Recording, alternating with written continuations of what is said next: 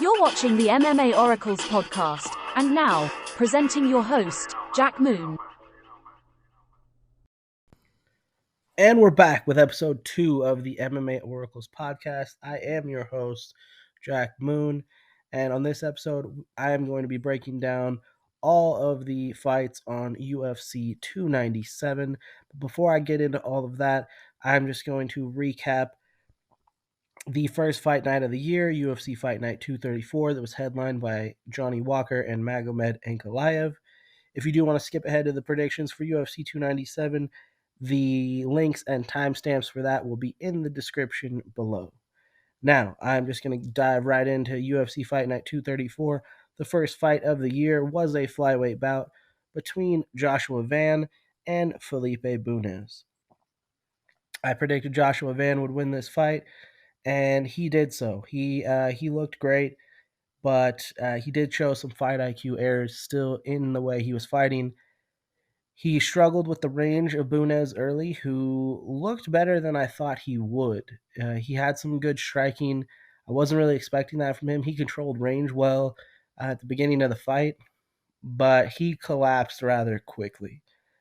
Joshua Van really took over in the second round. His body shots are fantastic, and it got the job done here again. It really hurt Bunes, and he was able to get the stoppage in the second round.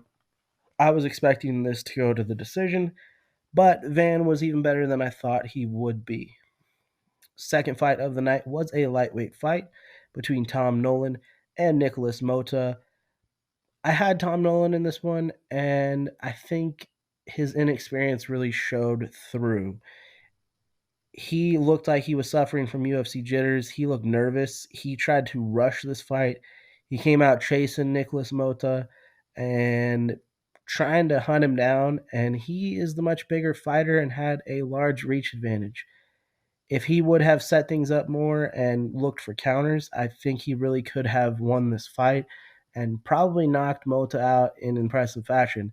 Instead, it was Mota who showed great composure, and he stayed calm and set up counters of his own and ended up knocking out Tom Nolan just 1 minute and 3 seconds into the first round. It was a big win for Mota. He really needed that, and it really saved his UFC career, I believe.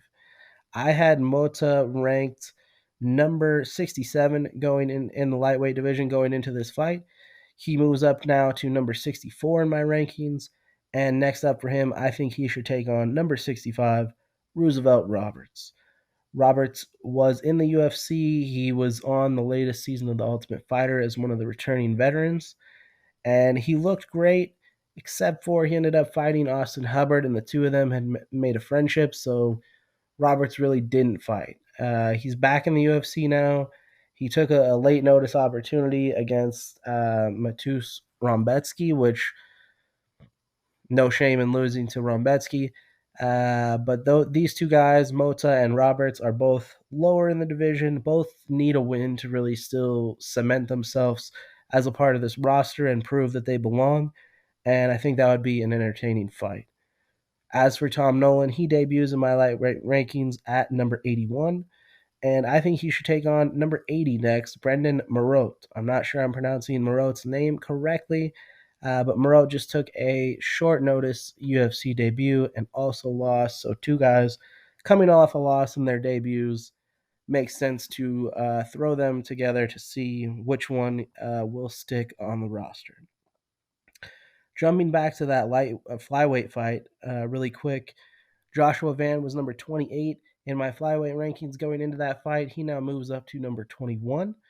And next up for him, I think he should take on number 17, Bruno Silva. I think that'd be a great test for him and a great fight for both fighters and for the fans. It gives them both an opportunity to get a big win, and the winner of that would be looking at a top 15 opponent afterwards. As for Bunes, he debuts in my flyweight rankings at number 40, and I think he should take on number 41 next, Daniel Barres. Barres is also a bit of a journeyman like Bunes is, and he's also coming off a loss in his UFC debut. The two of them would make for an interesting stylistic fight, and it gives one of them the opportunity to get a win in the UFC while the other would move to the chopping block. Third fight on the night was a featherweight pairing between Jean Silva and Weston Wilson. This fight was predictable. Wilson really doesn't belong on the UFC roster, and he looked like he doesn't belong on the UFC roster. He had some decent kicks and was keeping Jean Silva at range and keeping him at bay to start the fight, but it's clear that his hands aren't nearly as dangerous as his kicks were. Jean Silva ended up closing the distance and started just teeing off on him, got the knockout 4 minutes, 12 seconds into the first round to score a big win in his debut. Wilson was already the lowest ranked fighter in my featherweight rankings at number 70, and he drops to number 71 now, with Jean Silva debuting in the rankings. I think Wilson should be cut after this. I'd like to see him go to Karate Combat or maybe PFL, but I don't think he should be on the UFC roster any longer. As for Silva, he debuts in my featherweight rankings at number 55. And next up for him, I think he should take on number 63, Jeka Serhiy. I may be pronouncing his name incorrectly, but Serhiy is coming off his first UFC win as well.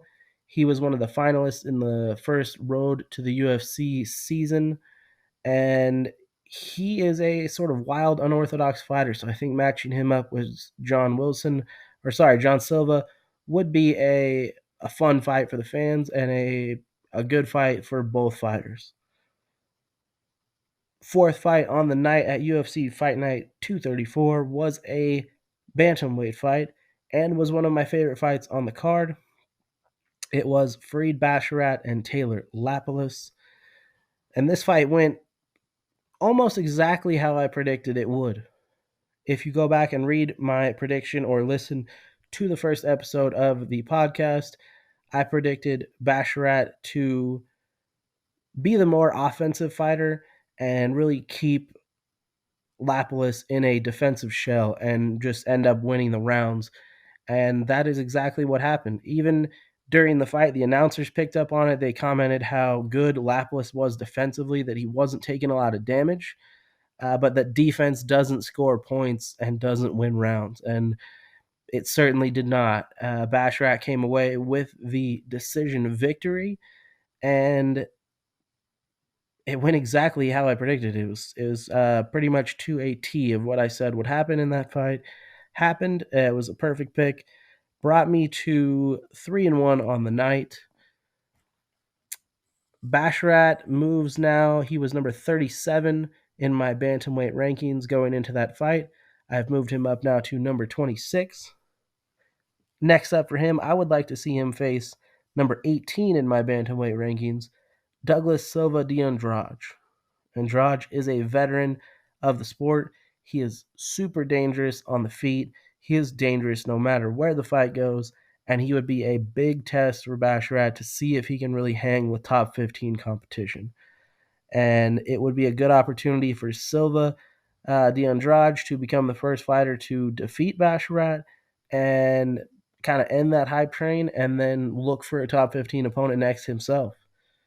As for Lapilus, he was number 34 in my bantamweight rankings. He drops to number 35 here, and I would like to see him take on the fighter who is now at number 34, Kyung Ho Kong. Kong is also coming off a decision loss. It was somewhat similar to Lapilus's loss. He never was able to get out of first gear. He kind of stayed. He just never was able to show the aggression that we're used to from Kong. Kong gets back to his winning ways and putting that style out that we're used to seeing from him versus Lapilus would be a fantastic fight. Next up on the night, we had another bantamweight pairing. This was Marcus McGeehee versus Gaston Bolaños. McGeehee looked fantastic. He looked extremely sharp.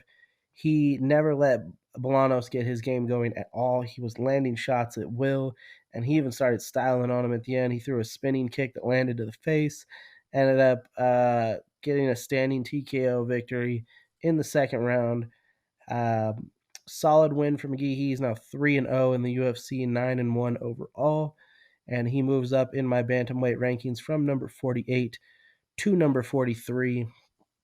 Next up for him, I'd love to see him take on the winner of number 40, Brady Heastan, versus number 49, Rinya Nakamura. Both of those guys are great prospects in this division as well, and a matchup with McGee would make sense and launch the winner of that fight even further up this division. As for Bolaños, he drops from number 50 in my bantamweight rankings to number 52. And next up for him, I'd like to see him take on number 46, Mana Martinez. Both fighters are strikers. Both fighters like to brawl. That would be a fantastic fight for the fans. I would expect fireworks and a knockout in that fight. So that would be a great one. After that, we had a welterweight pairing. This was Matthew Semmelsberger versus Preston Parsons. I was a little unsure with my pick here. I had Semmelsberger. I thought he'd be able to get it done early. I did say if he did not get it done early, I would probably expect him to lose the decision, and that is what happened. Parsons really shouldn't have taken, Semmelsberger really shouldn't have taken this fight. He was already coming off back-to-back losses, and now he has lost 3 in a row and is 1-4 over his last 5. Semmelsberger, he did show some improvements in this fight. He struggled with the wrestling and grappling over his career, and he did defend better against it in this fight. Still ended up getting taken down multiple times. Still ended up on the wrong side of the decision. Still ended up being controlled throughout by Preston Parsons and just really outworked. Even though Semmelsberger is a great athlete, an explosive athlete, he is really struggling to put his overall game together. Defending the wrestling and grappling is a big hole in his game, and he has sort of regressed into a fighter who only looks for single power shots. He's looking for that knockout, and if he lands it, he'll get it, but he's not really setting anything up, so he's not landing it. He's not setting anything up. He's not throwing combinations. Those are some things he's really going to need to work on. As for Parsons, he looked good. He really just outworked Semmelsberger. He did what he had to do, and this was a hard-fought win for him. He moves up from number 58 in my welterweight rankings to number 43. And next up for him, I'd love to see him take on number 45 in my welterweight rankings, Kevin Jousset. Jousset is 2-0 in the UFC. Parsons is 2-2. I think those two would make for an interesting matchup. Semmelsberger dropped in my welterweight rankings from number 31 to number 44. And up next, I would like to see him take on number 50, Court McGee. McGee is a veteran of the sport. He's been around for a long time. He's sort of an aging veteran on the decline, but he is a hard-nosed wrestler who will grind out a win. So I want to see if Semmelsberger can finally stop the takedowns and wrestling of an opponent. And if he can't stop the takedowns and wrestling of a declining veteran like Court McGee, then I think it's time the UFC probably moves on from him, as I don't see him really developing much further in the division. Next up on the night, we had a heavyweight pairing.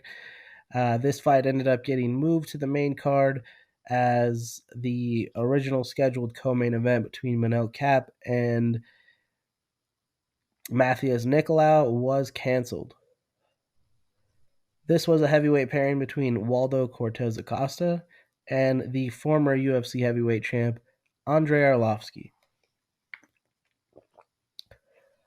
Arlovski, he looked okay. He looked about what I expect from him at this point. His style has changed into movement, defense, picking shots, and he can be kind of a tough fight for just about anyone. Cortez Acosta was getting frustrated with him. He couldn't really land the shots he wanted to land on him. And I think that's really all we're going to see out of Arlovski at this point in his career. I saw no killer instinct from him. I think it was the rounds were close, but it seemed pretty clear that he was losing, and he had no intention of doing anything to change that. I'd like to see him retire. He's coming off 3 straight losses now. He can still compete. He can still clearly compete. This fight wasn't a blowout by any means, but it also wasn't very entertaining.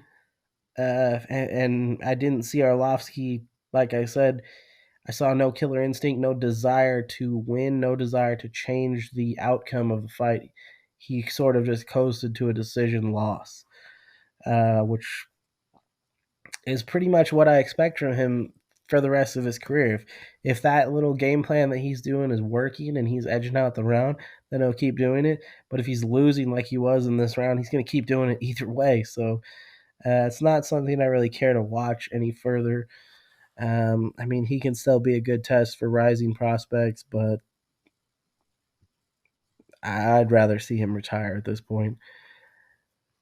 As for Waldo, he looked okay. He started showing those salsa boy moves, dancing a little bit. He was clearly getting frustrated, but he clearly did enough to win the rounds as well. So, whatever. Biggest win for him, as Arlovsky was the former champion, well-known name. So, good little feather in his cap and nice name to add to his resume. Waldo moves up in my heavyweight rankings from number 22 to number 18. Up next, I'd like to see him get a top 15 opponent. His only loss in the UFC is to a current ranked opponent, Marcos Rogerio de Lima. So I'd like to see Waldo take on the current number 15 ranked heavyweight Rodrigo Nascimento. I think that would be an interesting matchup. Nascimento just got into the rankings. I'd like to see him sort of defend that spot. And Waldo's a guy that's looking to move up. So it's a good fight there. Arlovsky drops in my rankings from number 19 to 21. I don't really have a matchup for him. As I said, I'd like to see him retire. Up next on the card was a middleweight pairing. It was my second lock of the night. My first was Jean Silva. That fight obviously went the way we thought it would. And this fight went the way I thought it would as well. The Hulk smashed his opponent. He looked really good. We got to see some of Fajeda's judo. He got some throws, some takedowns in there. But he ended up ending it with his striking. Dropped Phil Hawes, landed some follow-up shots, put him out cold. And now Phil Hawes is 1-4 in his last 5. All 4 of those losses are knockouts. I think it's time the UFC is going to move on from Phil Hawes. Don't really see where he goes from here.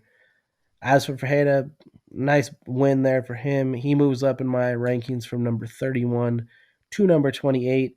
And I had already written this before he called him out. I was thinking if he wins and he beats Phil Hawes by first round knockout like I was expecting him to do, that I would like to see him take on Shera Magomedov next. And that's who he called out. That's a fantastic fight. Someone would definitely be getting knocked out in that fight. And that's a must book fight, I think, in my mind.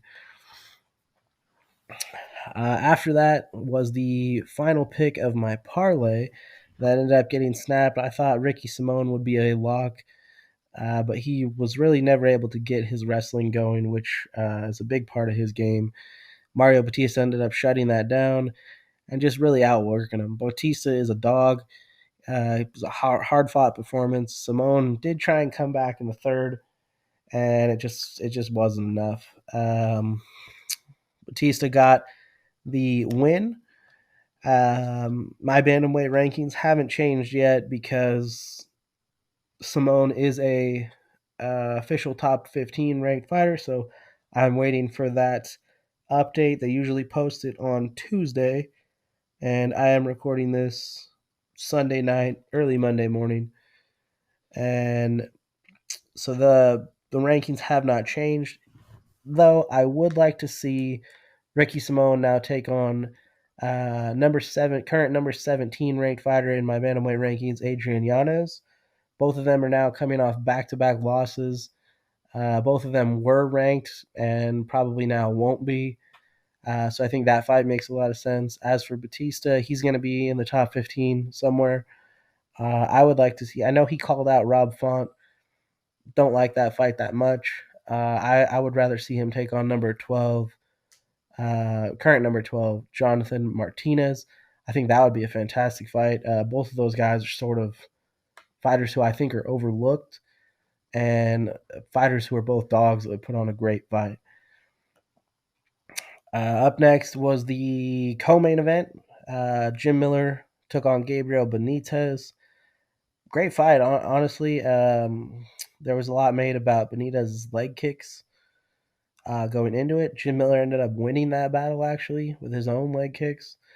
He looked great, really. Jim Miller, 40 years old, but still getting it done. Really beat up Gabriel Benitez and got the submission in the third and final round. He's most likely going to be fighting at UFC 300 next. He called out some names. One of them being Paul Felder, who seemed like he was actually considering it, but I did see a post from Felder that it doesn't look like that fight's going to happen. The other names he called out were Matt Brown at 170 and jokingly called out Brock Lesnar. I'm not really into either of those fights either. I would rather see Jim Miller take on Paddy the Batty Pimblett at UFC 300. I think both of those guys are big names. That would be a great fight to add to that card and a really high-profile fight for both guys. If Miller becomes the first to defeat Paddy the Batty in the UFC, it'd be another big win for him, and he might even get a top 15 opponent after that. As for Paddy the Batty, he just beat another aging veteran in Tony Ferguson. This is definitely a step up for him, and I think if he beat Jim Miller, then it would silence a lot of his doubters. As for Gabriel Benitez, I would like to see him take on another veteran. I think a great matchup for him would be Mark Madsen if he's going to continue. I think both of them, are older guys coming off a loss. I think that's a good fight for both of them. Finally, we had the main event of the evening. I was taking the underdog, Johnny Walker. And as soon as the fight started and he started throwing all of his wild techniques, I immediately regretted my pick. Walker, he was on a 3-fight winning streak. He really refined his game a bit. He had slowed things down. He was fighting a lot smarter. And he was having success in the first fight against Magomed Ankalaev with low kicks, with just being more composed, with landing counters. And I think if he had stuck to that, he could have really won this fight. He went all out, though, at the beginning of the first round, throwing wild things, jumping around, and Ankalaev just kept his composure, waited for him to stop doing that, probably, from tiring himself out a little bit, and then he just took over the fight. I saw, at least, you can go back and look at the fight. Ankalaev was kind of walking into him, and I saw the opportunity for a counter straight right there for Walker, and instead of every time when Ankalaev had stepped in, he was doing this little switch stance. And if you look at the knockout, Ankalaev caught him while he was doing that. His feet were completely out of place, and he ended up getting knocked out. He kept doing this switch stance where he would move his right foot over his left foot and kind of go into southpaw every time Ankalaev stepped in at him, and it was just a huge mistake, and he ended up paying for it. So it was a pretty disappointing loss there for Walker. I think this sets up Ankalaev for the title. He is calling for that. He's even gotten a response from current champion Alex Pereira's coach, former champion Glover Teixeira, tweeted out some stuff towards Ankalaev. But it seems like they are still setting up Alex Pereira versus Jamal Hill. So Ankalaev may have to wait for the winner of that but still looks like he is lined up for a title shot next. As for Walker, I'd like to see him take on Volkan Ozdemir. Both of those guys are knockout artists. Both of them are coming off a loss. Both of them need a win to remain at the top of the division. So I think that would be just a fun fight. Overall went 7-4. Parlay got snapped, which was pretty disappointing. And the main event ended in disappointment as well, with my underdog pick getting ruined. So I'm definitely hoping for a better night on UFC 297, and I think we can get there. So I will get into those picks next. Stay tuned. And we're into the first fight of the night for UFC 297, which is going down in Toronto, Ontario, Canada. We have a lot of Canadians on this card. Starting in the first fight, it is a flyweight pairing between Malcolm X Gordon and Jimmy the Brick Flick. Gordon is the Canadian in this fight, representing Canada, and he will have the crowd on his side. Both of these fighters are 33 years old. I don't see either one really being real contenders in the division, so this is more of a fight to see who gets to stay on the roster, with both of them coming off back-to-back losses going into this. Gordon is currently 14-7 overall. He's got 5 knockout wins, 6 submission victories, and 3 decisions. Despite that, he is mostly a grappler. He likes to get the fight to the floor. Flick is also a grappler, so the exchanges on the mat should be interesting in this one. Flick is 16-7 overall with 14 submission victories and 2 decisions. Gordon is the slight betting favorite for this fight at -130. Flick is coming in at a +110 as a near even underdog. Really, I don't care for this matchup. Like I said, both guys are coming off back-to-back losses.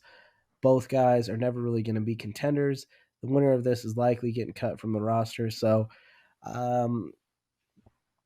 not a lot on the line for the division, not a lot on the line for the fans, but a lot on the line for these fighters. So I do expect them to come in here and kind of give it their all. Flick ended up retiring 3 years ago.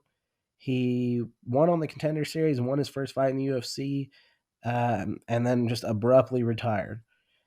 He did return about a year ago now and has lost 2 fights since, making him 1-2 in the UFC. He's got a dangerous submission game, though, and he is a live underdog for this fight. Gordon has lost 7 times. 2 of those were by submission, so a submission from Flick is definitely not out of the question, especially since he can get submissions off his back like he did show in his UFC debut. But really, he's on the minus side as an athlete in this fight. Flick only succeeds on 27% of his takedowns, but Gordon only has defended 9% of his opponent's takedowns in the UFC. So pretty terrible stats on both sides there. It's really going to come down to, I think, who can control this fight and who can kind of stay on top and stay in control of the grappling is going to be a big factor. And I'm leaning towards Gordon for that. Gordon is the better striker. He's the better, just well-rounded fighter and athlete. I think he's going to be the stronger fighter. His takedown defense has been terrible in the past, and that really worries me, especially because Flick doesn't need to be in top control to get the submission. It's far from a lock, but I am leaning towards Gordon. I think he can win those striking exchanges. I think he can stay in control because I think Flick is a little bit too willing to go to his back to look for those submissions. So I think Gordon will be able to maintain top control. He's got the crowd on his side as well. So if rounds are close, when Gordon does anything and the crowd pops, it's going to help sway the judges in his favor. But yeah, really just not a great fight here to start the night. I am going with my official pick, Malcolm Gordon, by unanimous decision.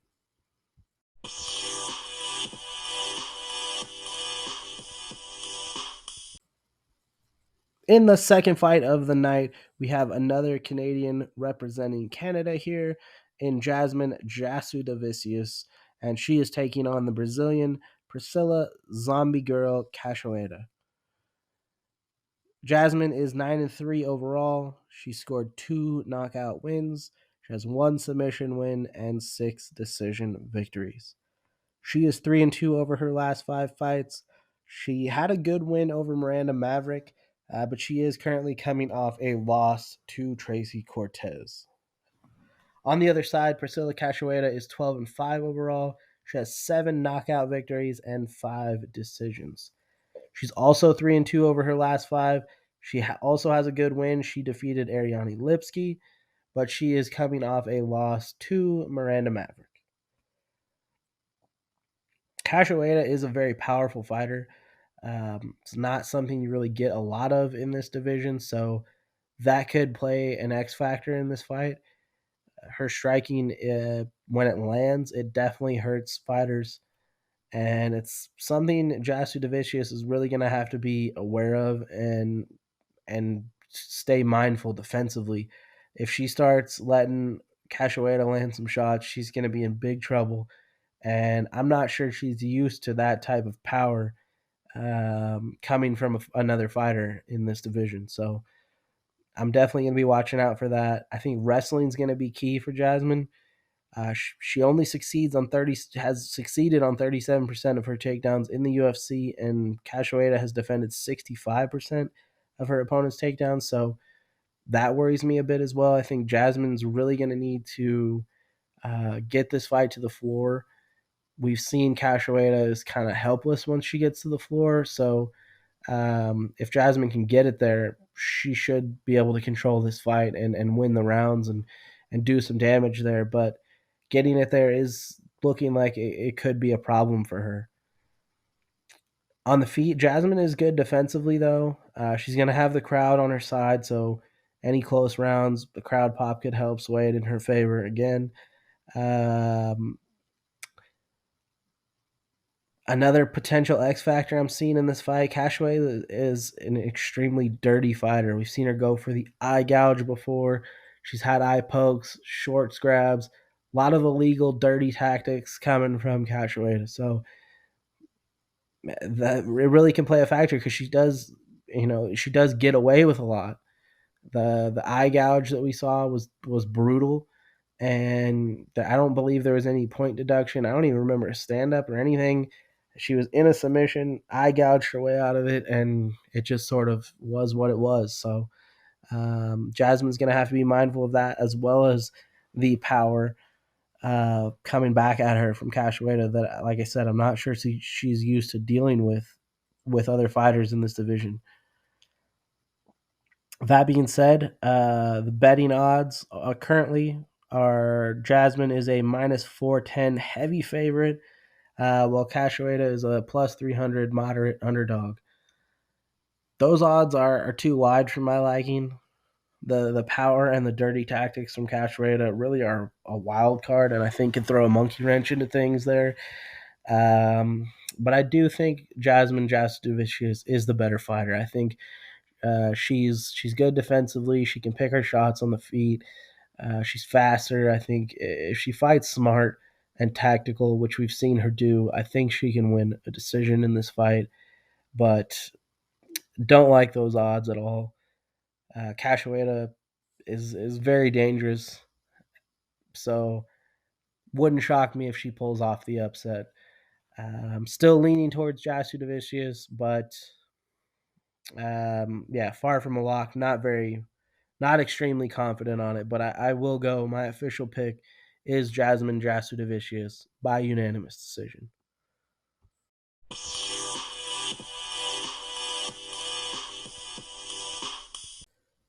Next up, in the welterweight division, we have a great fight here. I think this is one that could go for as a fight of the night contender between Yohan White Lion Lainesse versus Sam the Future Patterson. Lainesse is the Canadian representing Canada in this fight. He's going to have that crowd on his side. Like I've been saying over the last few fights, any sort of close rounds, could get swayed in his favor with the crowd pop. But yeah, let's get right into it. Lainesse is 9-2 overall. He's got 6 knockout victories and 3 decisions. He is 3-2 over his last 5. He earned a contract on the Contender Series with a knockout, and he has 1-2 since in the UFC. He got knocked out by Gabe Green in his debut before taking a split decision over Darian Weeks, and then he got submitted by fellow Canadian Mike Malott. He's really an old school style of fighter. He's sprawl and brawl. I actually like him. He's an entertaining fighter to watch. He hunts for that knockout. He's really just a fun kind of throwback type of fighter. So should be a good fight against Patterson. Patterson is 10-2-1 overall. He's got 4 knockout wins of his own, 5 submissions, and 1 decision. He is 4-1 over his last 5. He also earned a contract on the Contender Series, did so with a submission victory. But his UFC debut also did not go very well. He was knocked out just 1 minute and 15 seconds into his debut by Yanal Ashmouz. And he is now moving up from lightweight to welterweight in this fight. I think that could play a big factor in this fight. I'm not sure Patterson is used to fighting bigger fighters closer to his size. You know, he was a really huge lightweight, so it makes sense that he's moving up. But against a dangerous opponent like this, I'm not sure he's going to be used to the size and the power. So it's definitely something to look out for. Lainesse is currently sitting as a minus 145 slight favorite, with Patterson as a plus 120 near even underdog. Sam Patterson's nickname is the Future. And if he's the future, I think the future looks pretty bleak at this point. I actually like the past in this fight. I like the old school style of Lainesse. Lainesse is shown he's more accurate with his strikes. He definitely hits harder, and he's better defensively.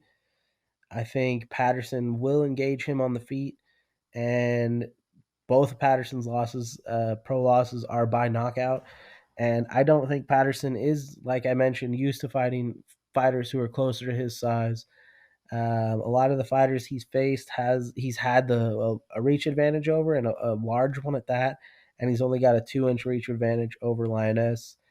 I think he's gonna struggle, especially with the power and that reach.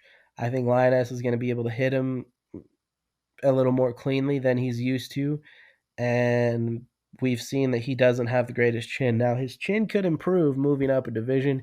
He was cutting a lot of weight to get to lightweight. We'll have to see how that goes, but I'm still leaning in Lainesse's favor here. He's more accurate with his shots. He is going to come after him. He's going to make him brawl, and I think Patterson's not going to do well in that type of fight. I think Patterson likes a more clean type of fight. If he can get it to the floor, he definitely has an advantage. But I just see Lainesse making this dirty, going old school on him, and really just sprawl and brawl, and finding that knockout. Official pick is Yohan Lainesse by knockout in the first round.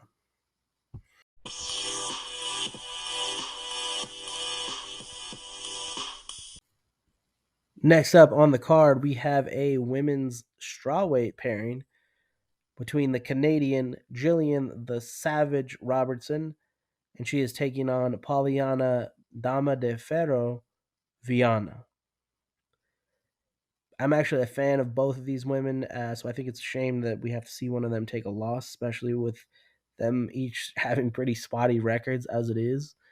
I think both of them are entertaining, so I would have liked to seen them both get a win, but that is not going to happen. Robertson is 12-8 overall currently. She has 1 TKO victory, 9 submissions, and 2 decisions. She holds a ton of UFC records for submissions in the women's divisions. She's currently 3-2 over her last 5.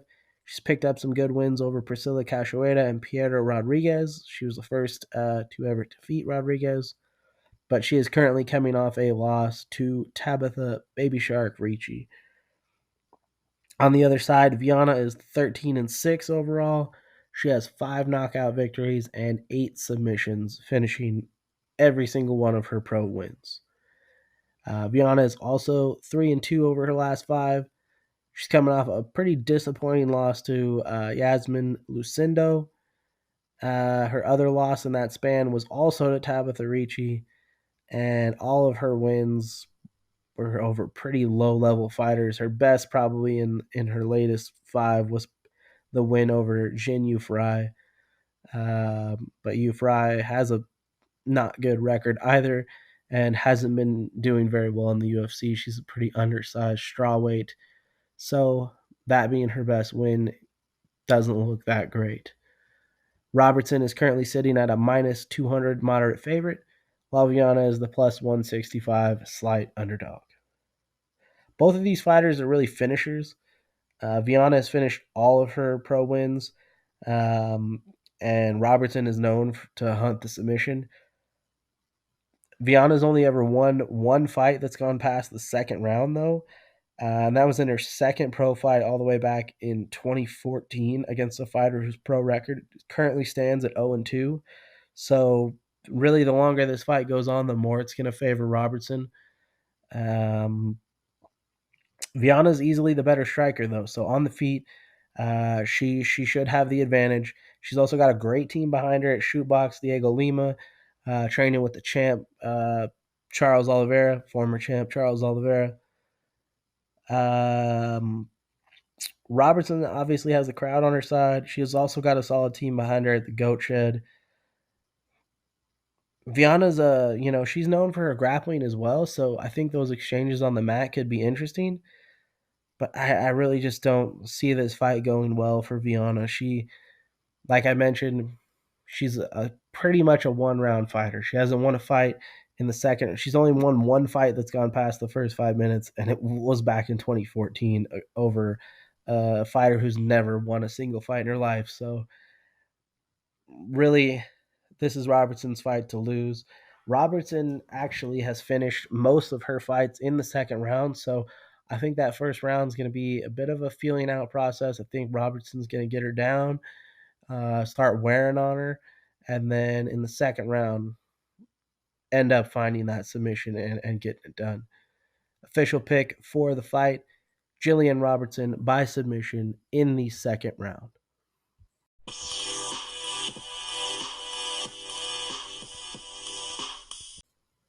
In the fifth fight of the night, we have a bantamweight pairing between two debuting fighters in Serhiy Sidey and Ramon Taveras.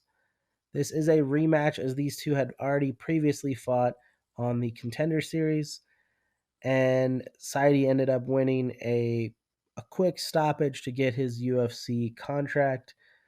The fight was deemed a pretty early stoppage, so they ended up giving Taveras another chance on the Contender Series in the same season. He did get that quick turnaround and got back on the Contender Series and scored a knockout win of his own to get his own UFC contract.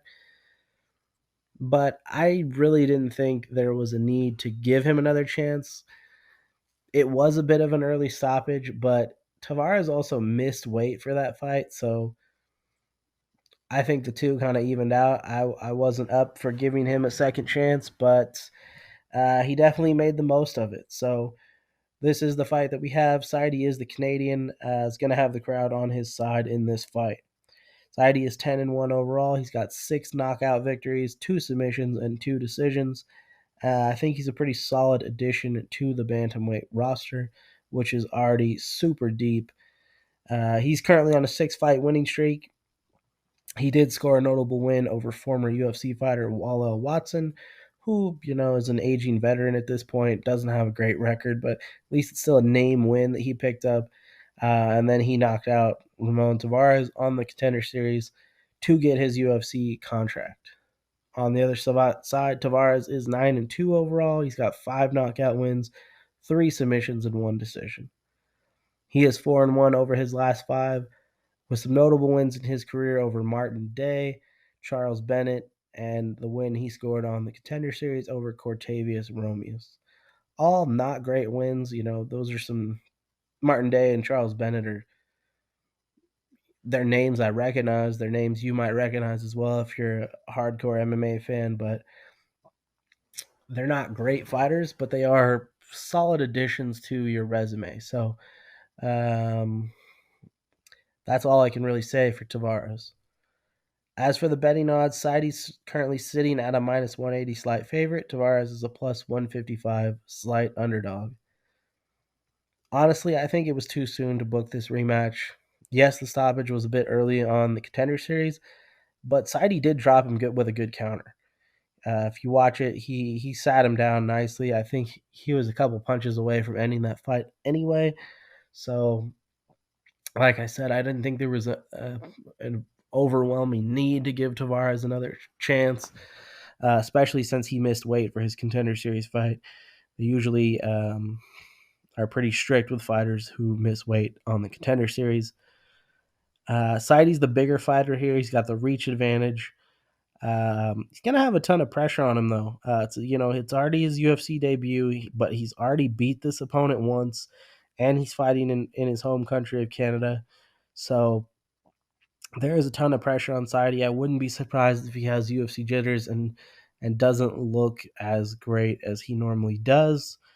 There's pressure on Taveras as well. He's also making his debut, and he's going into enemy territory against a guy who already beat him. So, yeah, a lot of pressure on both fighters. I think a little more so on the side of Sidey. I'm going with the Canadian. I think he's going to do it again. Taveras is aggressive. He comes forward. Sidey had pretty slick counters. He's the bigger fighter. He's pretty accurate with his shots. I think he drops him again, and I think we get a more decisive finish this time. I am going to go ahead and pick Serhiy Sidey as my official pick by knockout in the first round.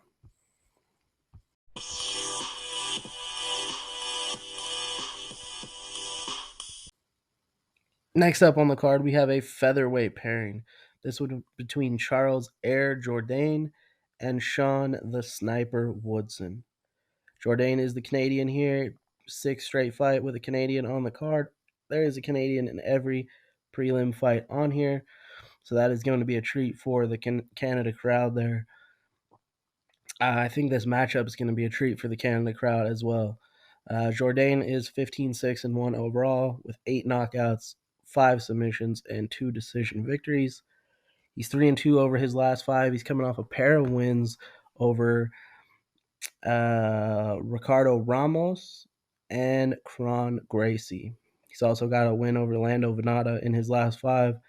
And those 2 losses he suffered were against top-end competition in Shane Burgos and Nathaniel Wood. On the other side, Woodson is 10-1-1 overall. He's got 3 knockout victories, 1 submission, and 6 decisions.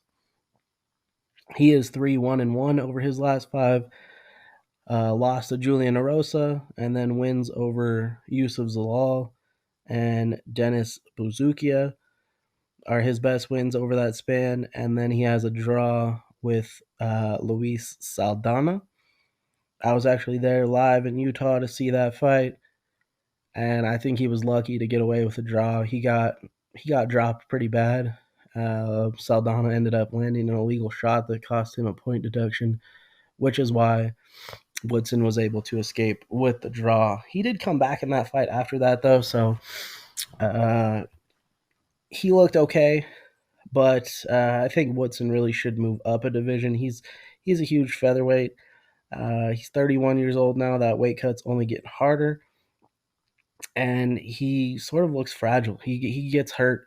If fighter he's got good defense, so it's hard to land on him. But when he gets hit, it doesn't look like he can hold up to those hits.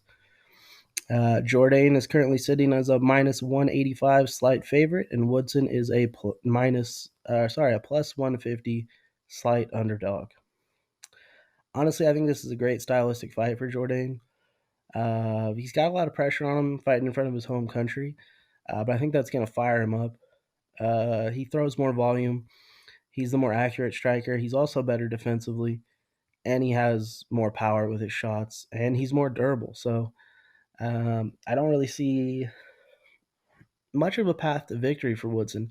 Woodson does have a really big 9-inch reach advantage, so that's going to be a problem for Jourdain, especially early on, getting used to that and closing the distance. But once he finds his range, I think he's really going to start teeing off on Woodson, and I think he'll be able to put him away.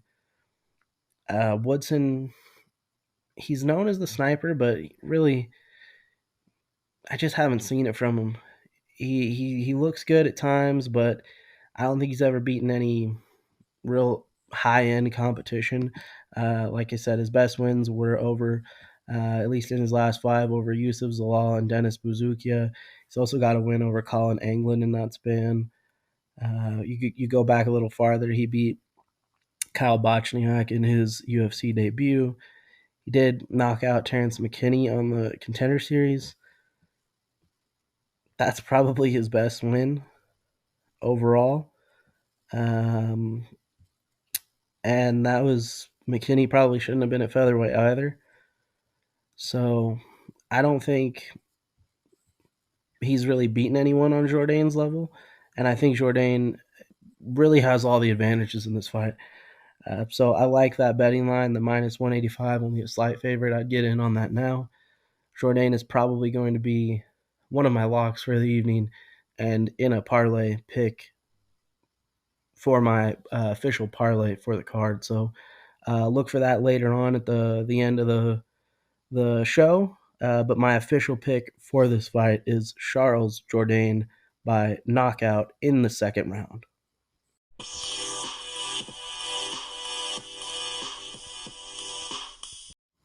We are on to the final prelim of the night for UFC 297. This is a bantamweight fight between double tough winner Brad Katona and Garrett Armfield. Katona is the Canadian, will have the crowd on his side in this fight. Katona, he's the only fighter to ever win the Ultimate Fighter twice. He is 13-2 overall with 1 knockout, 3 submissions, and 9 decision victories. He is currently on a 7-fight winning streak, not even including his wins on Tough to get that second Tough title. He has a notable win over Timur Valiev on the Ultimate Fighter, and then he defeated Cody Gibson in the finale to win the season. His only losses as a pro have come to Merab Dvalishvili and Hunter Azure. So pretty high-end competition there, especially that Merab loss is definitely not one to be ashamed of. He wanted to get that fight against Hunter Azure back on the Ultimate Fighter. Didn't get the opportunity, but did come through and win the season. So I think that is a nice feather in his cap. He has a great team behind him at SBG Ireland, and he's got a pretty solid matchup here against Armfield. Armfield is 9-3 overall with 6 knockout victories, 2 submissions, and 1 decision. He is 4-1 over his last 5. His best win in that span is over Toshiomi Kazama, his only UFC win. And his only losses as a pro have also been to pretty high-level competition in Ronnie Lawrence, Matteo Vogel, who we did see fight on the Contender Series, and David Onama in his UFC debut. He's got a great team behind him as well at Killcliff FC, and this should be an interesting matchup. I'm favoring Katona. Armfield's a lower level guy, and we've seen Katona face much higher level competition. Outside of Kazama, Armfield's past opponents who he's beaten have a current combined record of 38-70-1, with 12 of those wins coming from a single opponent. So this is really a big step up in competition for Armfield as well. Katona is sitting at a minus 80 slight favorite, with Armfield as a plus 150 underdog on the books currently. I really don't see Armfield being on Katona's level. But Armfield is a finisher, so he's dangerous. He's finished most of his pro wins there. He's only got the 1 decision victory, 6 knockouts, 2 submissions. So if it does get finished, it could be in Armfield's favor. Katona's not really a a guy that gets a lot of finishes. Most of his wins have come by decision. They kind of criticized him for that on The Ultimate Fighter as well, but he's a very efficient fighter and he's tough. Like people think just because he does like to wrestle and he gets decision wins that he's not a tough fighter. But I mean, we've seen him he get cut, get hurt in fights, but he keeps coming and he ends up grinding out the win. So I don't see this being a good matchup for Armfield. I don't see Katona getting knocked out. He's never been finished. I don't see him getting the submission either. I actually think that Katona is probably the better grappler in this fight. Um, he's definitely the better wrestler. He's going to control the fight with that. But I would really like to see Katona in this fight. The fact that he is facing a lower end guy, really push and go for the finish, especially in front of his hometown crowd as well. So I think this could be a big win for Katona if he does so. But he's at a somewhat later stage in his career. He is 32 years old now. He's in his prime, but he's been around for a little while, and we've just still yet to see him really get that killer instinct and go for finishes. I think Katona most likely cruises to a comfortable decision here. He just controls the fight with his wrestling, beats up Armfield. Armfield may have a couple flashes of his own moments, but overall, this is going to be I think a 30-27 Katona. So my official pick for this fight is Brad Katona by unanimous decision.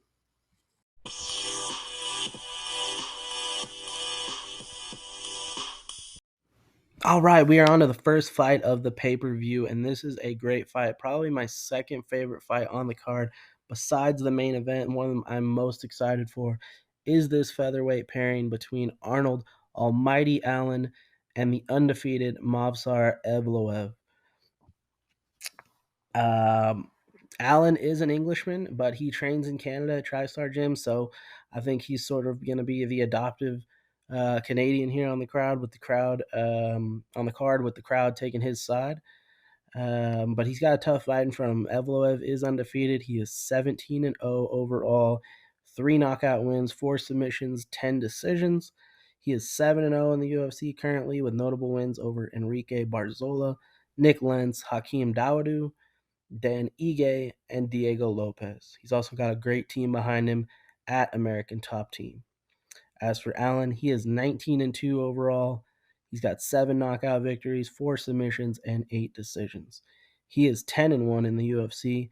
His only loss is to Max Holloway in his last outing, and he has notable victories over Makwan Amirkhani, Mads Burnell, Gilbert Melendez, Nick Lentz, Sadiq Youssef, Dan Hooker, and Calvin Cater.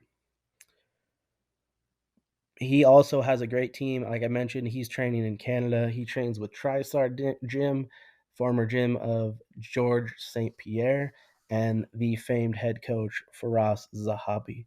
So this is going to be a fantastic fight. I think it's a bit of a chess match here. Allen is the better striker. He hits harder. He's more technical, and he's got really good defense as well. The wrestling edge obviously goes to Evloev, but Allen's really solid there too. He lands 50% of his shots, and he actually shoots, which is the same effectiveness as Evloev, and he does it on much less attempts. So I like that about Allen. If he actually takes Evloev down, that would be surprising and could really throw Evloev off his game. He also defends takedowns better than Evloev. He defends 76% of his opponent's takedowns in the UFC, where Evloev is at 71%. So I really see this being a pretty even fight. Like I said, I think it's going to be a chess match. Who's going to be able to implement their game better? The grappling in this fight is pretty even. I don't think either fighter is going to want to be on their back. So really, it's going to come down to who can control top position to be the better grappler. I think this fight's likely to go the full 15 minutes. I don't think either fighter's gonna finish the other one. I think I would be surprised if there's a stoppage in this fight. I feel like if there is a stoppage, I want to say it would probably favor Allen. Evloev is more the controlling wrestler who will get decisions. So I think if there is a finish, it most likely is going to finish Allen. It's going to be Allen finishing Evloev. But I mean, Evloev's undefeated. He's tough, so it's hard to see that even happening. The crowd, like I said, will be on Allen's side. So if it is super close, that could help sway it in his favor. I think Allen's actually surprisingly a good grappler as well. You don't think of English fighters being good wrestlers, grapplers, but he really has shown that he can fight on the ground, and he can definitely stand up as well and bang. So um, he is a slight underdog for this fight. He's coming in at plus 135 on the books, and Evloev is minus 165. But I actually like Allen as an underdog in this fight. Um, I see him being able to win the striking exchanges. I think his footwork needs to improve a bit. I think that was a big problem for him in the Max Holloway fight. So I'm looking to see what improvements he's made in his game in that regard. But like I said, he's a surprisingly good grappler, and I think Evloev's going to struggle a bit there. And with Allen winning the striking exchanges, the crowd cheering him on, I think he's going to edge out those rounds and get a really close decision, maybe even a split decision. Uh, I can see this coming down to the wire and being razor thin. So I do think he gets it, though. My official pick is going to be Arnold Allen by unanimous decision.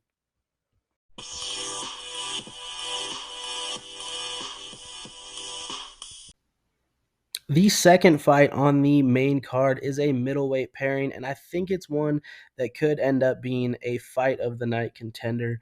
It is between Chris, the Action Man Curtis, and Marc-Andre Power Bar Barriault. Barriault is the Canadian. He will have the crowd on his side, like I've mentioned throughout these fights. And this is a big opportunity for him as Curtis is currently ranked number 13. He's in the official rankings of the top 15. And I have Barriault ranked at number 43 at middleweight. So it's a big step up for him and a big opportunity for him to leapfrog up the division and break into the official top 15. Curtis is 30-10 overall. He's got 15 knockout wins, 3 submissions, and 12 decision victories. He is 2-2 with a no contest over his last 5, with wins over Rodolfo Vieira and Joaquin Buckley. And his losses have come to Jack Hermanson and Kelvin Gastelum. He also has a no contest in his last outing with Nassourdine Imavov due to an accidental headbutt. He's got a great team behind him at Extreme Couture. He is friends and training partners with the middleweight champ who headlines the card, Sean Strickland. But he's already 36 years old, so Father Time is most likely going to be catching up to him at some point. And I don't know how much longer he's going to have at the top of this division or even in the UFC at this point.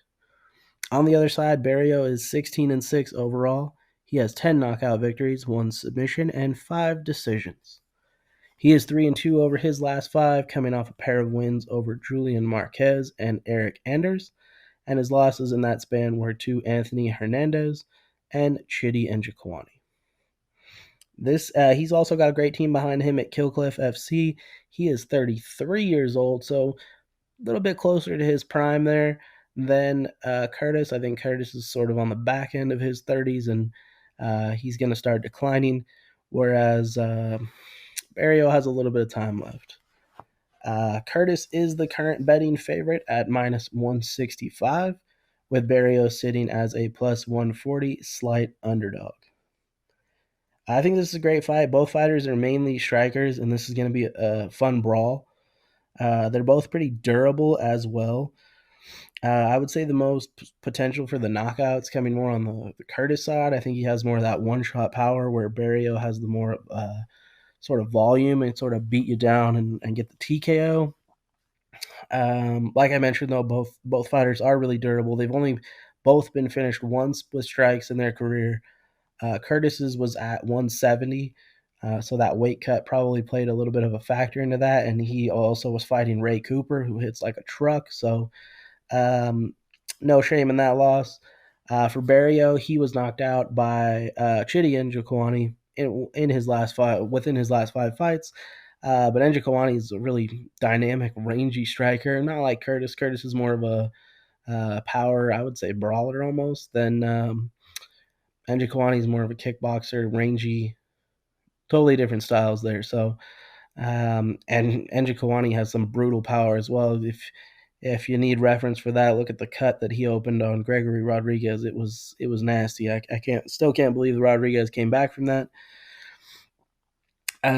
With both of them being so durable, though, I think this fight is probably going to go to the judges' scorecards. And I think when you look at it that way, this fight is really razor thin. If you look at their stats on paper, it really comes down to the wire. I'm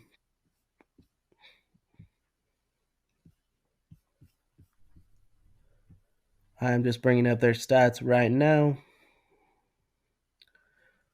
If you look at their stats, looks like Barriault throws slightly more volume with 5.95 strikes landed per minute, whereas Curtis has 5.36 strikes landed per minute. So virtually identical. Accuracy with their significant strikes, Curtis is at 50%, Barriault's at 47%, so extremely close there as well. Strikes they're absorbing per minute, Curtis with 6.3 and Barriault with 5.22. And defensively, 54% for Curtis and 53% for Barriault. So all of those numbers extremely close. There really needs to be an X factor to kind of break away. I think it's going to come down to who can kind of implement their X factor. I think for Curtis, it's the power. I think he's got that one-shot power. If he can land those power shots and really rock him and get the finish, or even just hurt him enough to put him on defense and put him on the back foot and really kind of put a stamp on the rounds, I think that's Curtis's X factor. I think the X factor for Barriault is that volume. Like, he's only landing point something extra strikes per minute, but he sets a higher pace to his fights, I think, and I think he'll be able to sort of implement that in this. He likes to mix up his clinch work as well and wrestling a little bit, and I think that is going to throw Curtis off. Um, and I think that's Barriault's X factor, as well as the crowd. Being the Canadian crowd, this is a big fight on the main card. That pop can help sway the judges. And in a razor thin fight, which, like I said, this could be, and it could come down to the judges, I'm actually liking Marc-Andre Barriault as the underdog. I think he can come through. I think that volume, that pace, I think is going to be hard for Curtis to keep up with. Mixing in the clinch work and wrestling, I think is going to be a good factor for him. I think it's just going to offset Curtis's game and help Barriault kind of edge out those rounds. I think it's going to come down to the wire, come down to that decision. And I think we see Marc-Andre Barriault pull off the upset and leapfrog himself up the division. So my official pick will be Marc-Andre Barriault by unanimous decision.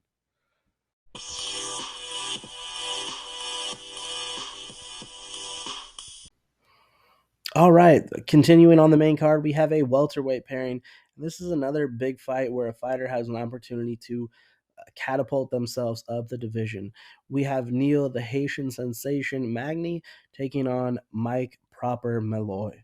Malott is the Canadian fighter here, has the crowd on his side, and it's a big opportunity for him as Magny is currently ranked number 13 in the welterweight division, and I have Malott currently ranked number 42. So if he wins, it's a massive win for him. This is a big step up in competition, though. So we have to see the best version of Malott possible. Magny is 28-11 overall. He's got 7 knockout victories, 4 submissions, and 17 decisions. He does hold the record for most victories in the welterweight division, but he is currently 2-3 over his last 5. He's got wins over Daniel Rodriguez and Phil Rowe in that span.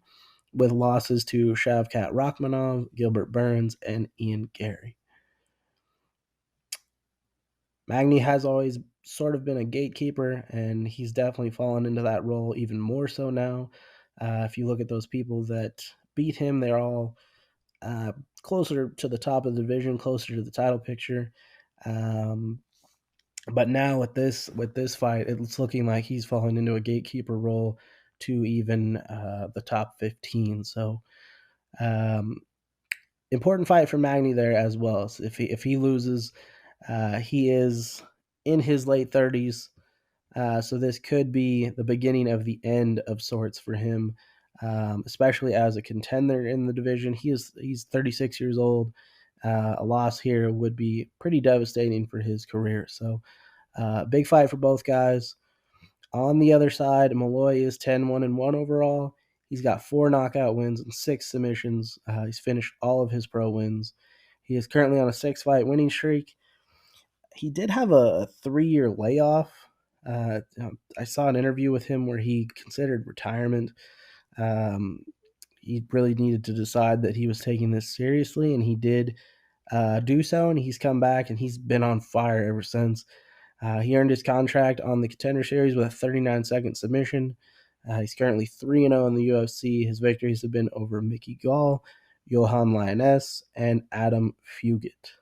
You can tell by those people I just mentioned that this is a massive step up in competition for him. He just fought Adam Fugit. Now he's fighting a top 15 opponent. So especially a top 15 opponent who holds the record for most wins at welterweight and has been in there with just about everybody at the top of the division. So it's a bit crazy to see Malott as a minus 280 moderate favorite and Magny at a plus 230 moderate underdog. Magny can be a really frustrating fighter for his opponents as well as to watch. He has a really boring style of clinch work. He really sticks to his opponents like glue. Yeah, he does his best human blanket impression. He reminds me of when he gets in the clinch and he's working his takedowns. He reminds me of a bit of Damian Maia in that sense, where he's not even looking to do damage. He's just looking to control, and it's really frustrating for the fighter he's facing because they can't get him off. And it's extremely frustrating for the fans to watch because it's extremely boring to watch because no damage is happening, and they're just kind of pressed against the cage. Magny's last time out, though, he got beat up pretty badly by Ian Gary. Things went bad for him inside and outside the cage. Ian Gary had a ton of trash talk. Didn't like the way that Magny said he was going to beat Gary like he beats his kids. And now Magny has faced some repercussions about his fathering skills, which is unfortunate. So he's having a bit of a hard time out of the cage. He also had a really hard time in the cage. Ian Gary hurt him pretty badly with leg kicks, beat him up, and it was a pretty dominant victory for Ian Gary. So we're going to have to see how Magny looks after something like that, especially with dealing with that outside factor as well. And he's taking on a super dangerous guy in Malott. Malott is an all-or-nothing type fighter. He's finished all of his wins, and in his one loss, he got knocked out as well. So this is a guy that is willing to either get the finish or go out on his shield trying. So I wouldn't be shocked if Magny ends up winning a decision or even possibly getting a finish of his own late.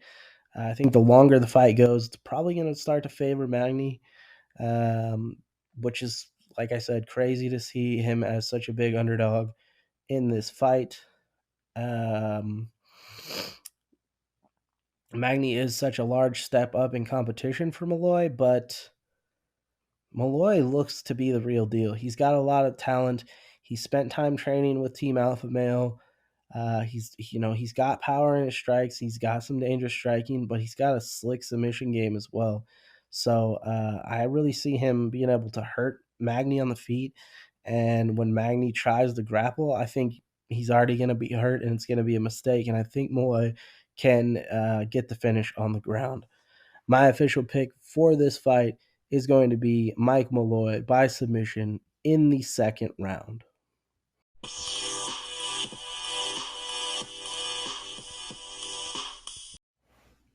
And we're on to the co-main event of the evening. Full disclaimer here, I'm probably going to talk more trash about this fight than I am do a breakdown for it. So if you want to just go ahead and skip ahead to the official pick, you can do so. I think this is a pretty terrible fight, especially for a title. My pick for the women's bantamweight vacant title, I think Juliana Pena should have been in here against Valentina Shevchenko. I think that would have been a fantastic pairing for that vacant bantamweight title. I think Shevchenko can definitely help sell that, especially Pena too. A lot of fans hate her. I'm a fan of her. I picked her to win in that first Amanda Nunes fight. I ended up winning some money on that. So, yeah, I think that would have been easily a much better fight than we are getting here. We have Raquel Rocky Pennington versus Mayra Shitara Bueno Silva.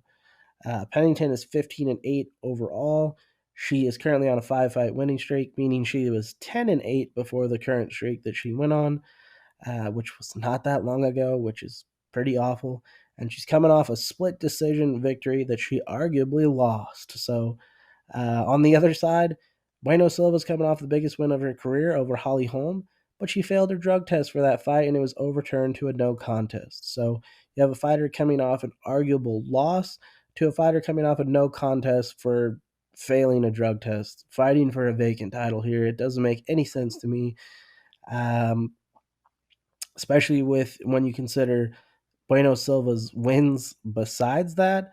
Her last 3 wins have been over fighters with negative UFC records in Yanan Wu, Stephanie Egger, and Lena Landsberg. Really don't care about this fight.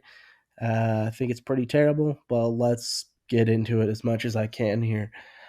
Pennington is 15-8 overall. She's got 1 TKO victory, 4 submissions, and 10 decisions. She is 5-0 over her last 5 with wins over Marion Renault, who is retired, Pani Kanzad, Macy Chasson, Aspen Ladd, who has been cut and went to the PFL, and then the split decision over to Ketlin Vieira, which she arguably lost. She's 35 years old and trains at a gym that is currently listed as out of business. On the other side, Bueno Silva is 10-2-1 overall, 1 TKO victory, 7 submissions, and 2 decisions.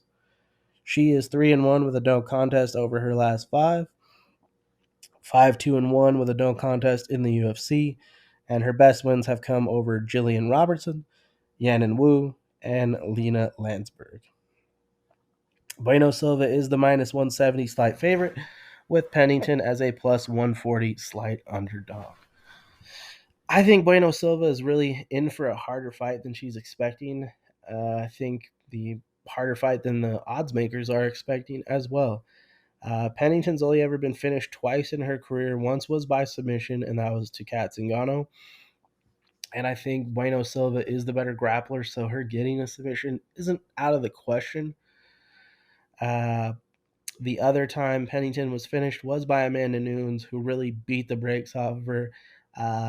She's the hardest hitting women's fighter ever, and it took her to the 5th round to get the TKO. So I definitely don't see Bueno Silva scoring a stoppage by knockout, and the submission is going to be tough as well. I think, honestly, the longer this fight goes, it's going to start to favor Raquel Pennington. Bueno Silva's never been into the championship rounds, and she's only been the full 15 minutes 5 times in her career, and is 2-2-1 in those. So the longer this fight goes, it's going to start to favor Pennington. I think she's going to start to snowball and take over. Pennington's really she's got that dog in her. She's a tough fighter. I think she's going to struggle early. I think Bueno Silva is the younger fighter, the better athlete. I think Bueno Silva probably wins the first round, maybe even the second round, but I think she's going to start to slow down, and I think Pennington's really going to take over. with her striking, with her clinch work. I think she's really going to just outwork Bueno Silva. And it's, like I said, it's just going to be a tougher fight for Bueno Silva than she's expecting it to be. So my official pick, I'm going with the underdog in Raquel Pennington, and I will take her to win a unanimous decision.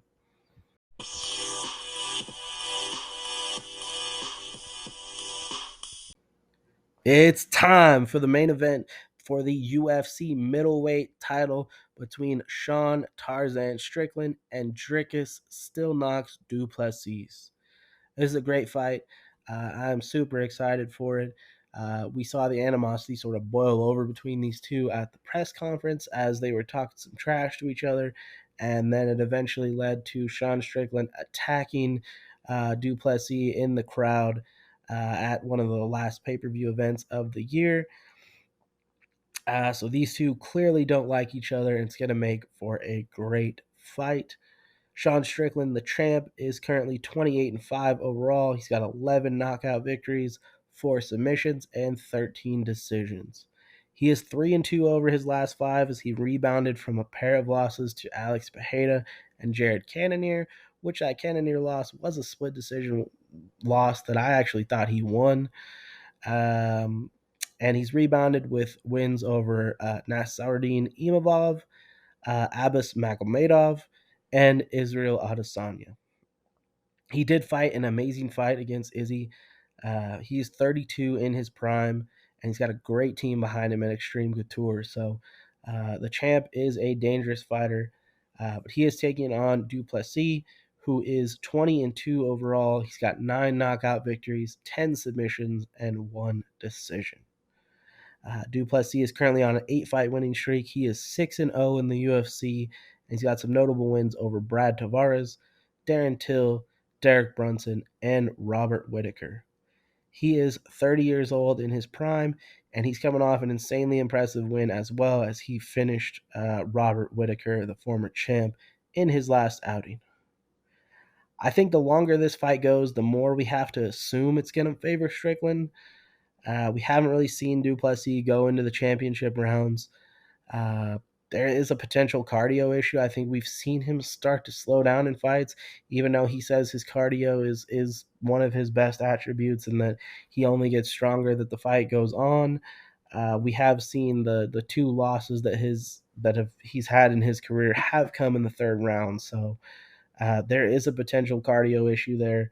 It seems like he's worked it out, but we don't know until it gets into the championship rounds if this fight even gets there.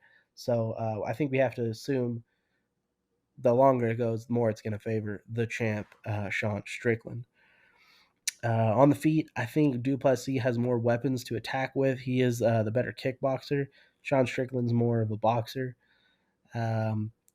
Du Plessis also throws more volume with his strikes.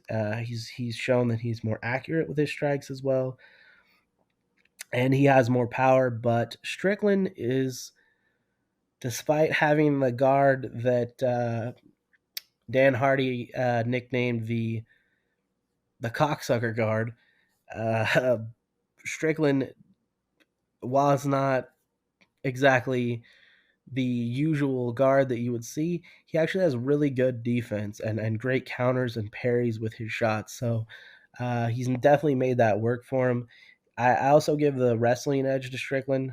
He's landed 64% of his takedowns at the UFC, and he's got great takedown defense. He's defended 84% of his opponent's takedowns. On the other side, Du Plessis, he's landed 50% of his takedowns, and he's only defended 40% of his opponent's takedowns in the UFC. So wrestling edge on the side of the champ. And the grappling, Sean Strickland is a black belt, but he's openly said that jiu-jitsu doesn't work. We've seen him throw his black belt in the trash. And we've seen Du Plessis finish a ton of fights with submissions. So I think the grappling edge is on Du Plessis' side, but neither fighter is going to want to be on their back in this fight. So top position is going to be extremely important in that regard. It seems like Sean Strickland is emotional going into this fight. Maybe he's gotten it out of his system after attacking Du Plessis in the audience there, but we really don't know. We've clearly seen that Du Plessis got under his skin with the comments he's made about Sean Strickland's childhood. Strickland still seems to be upset about that, and it seems like he's gonna go in there a little more aggressive, looking for the knockout, looking to kind of hurt Du Plessis, and I think that's going to be a mistake for him. Du Plessis has shown that he's extremely strong for this division. He's just a big middleweight, and he's fought at welterweight in the past too, which I don't understand how he's ever made that. He's also really aggressive. He's a guy that comes to finish fights. Um, he says his cardio is great, but he really wastes no time in there, and he's shown a high efficiency for that as well. He's not wild with his attack, but he is aggressive and efficient, which is a dangerous combination. I expect this to be a good fight, but I like. Let's see, the odds are sitting here with Strickland as Strickland is sitting as the favorite. He is a slight favorite at minus 120, and Du Plessis is plus 100, near even underdog. I like Du Plessis. I was picking Robert Whitaker over him, and I said if Du Plessis gets by Robert Whitaker, I can no longer doubt him, and I think he's going to become the champion, and I really believe he's going to do so here. I think Du Plessis would have beat Israel Adesanya, and I see him beating Sean Strickland here. I think he's just that combination of aggressive and efficient is going to be perfect to exploit Sean Strickland's game, especially if Sean Strickland's coming in here emotional and looking to kind of trade with him. I think we're going to see Du Plessis hurt him on the feet, probably follow him up to the floor. I wouldn't be surprised if he, clubs and subs him and ends up locking up something. But I think more we see him just kind of beat him up and get the TKO stoppage in the second round. So my official pick for the main event is going to be Dricus Du Plessis by knockout in the second round.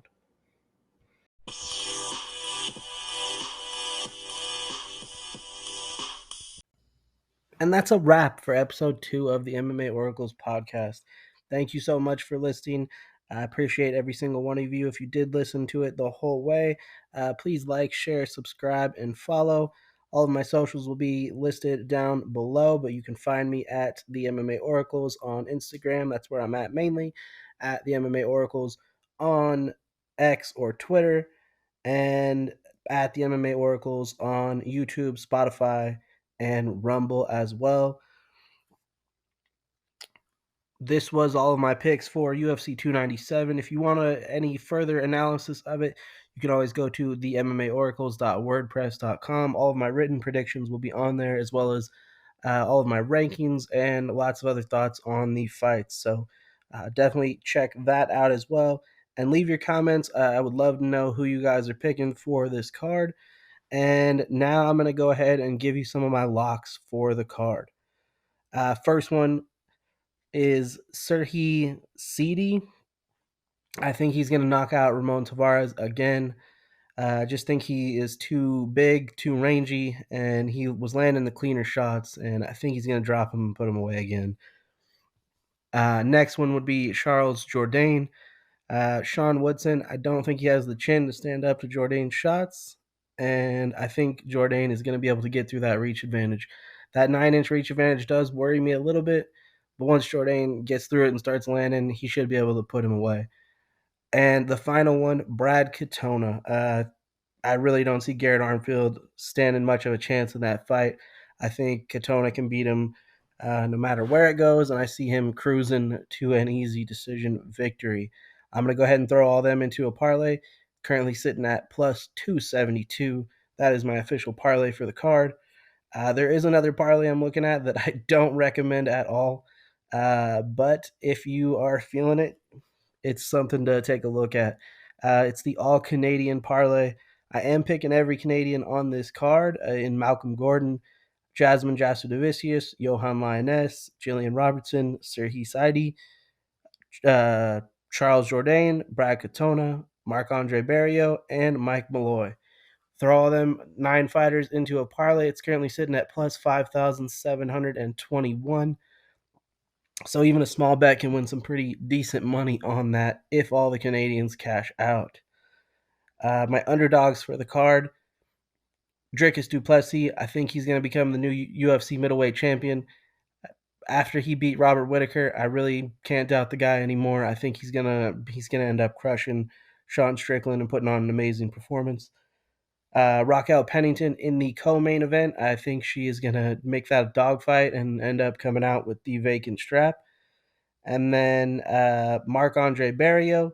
I think he can get it done against Chris Curtis. I think he's going to edge out the rounds and get that decision victory. And Arnold Allen as well. All my fighters on the main card for my underdog picks. Under the radar fights, I think you don't want to miss on this card. Yohan Lainesse versus Sam Patterson. I think that's going to be a good brawl between those two, and I think Lainesse is going to get the knockout. Arnold Allen versus Movsar Evloev. It's a very interesting chess match. I really like Arnold Allen. Might be a little bit biased there because I'm a big fan of him, but I think that's going to be a great fight. And then the Chris Curtis versus Marc-Andre Barriault fight. I think that has fight of the night written all over it. Both guys are durable. Both guys look to brawl. I think they're going to beat the hell out of each other for 3 full rounds and come down to the wire. So don't miss out on any of those.